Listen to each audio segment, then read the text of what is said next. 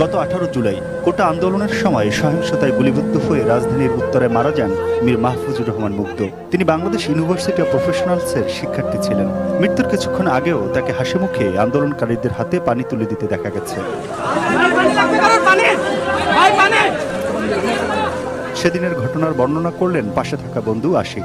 ঘুরে তাকিয়ে দেখতে পেলাম যেটা আছে মুগ্ধর হাতে সেই পানির বোতল, বিস্কিটের ব্যাগ। সেই অবস্থাতেই মুগ্ধ মাটিতে পড়ে যাচ্ছে এবং আমার দিকে তাকিয়ে আছে। স্বপ্ন ছিল পাইলট হয়ে আকাশে উড়বেন।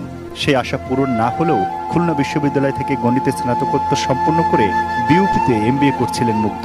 একই সঙ্গে তথ্য প্রযুক্তি খাতে কাজ করে বিদেশ থেকে বেশ ভালো অর্থ আয় করতেন এই মেধাবী শিক্ষার্থী।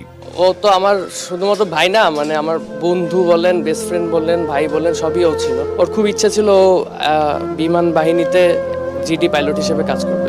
স্নিগ্ধ মুগ্ধর যমজ ভাই, দেখে মনে হবে আরেকজন মুগ্ধ। পরিবারের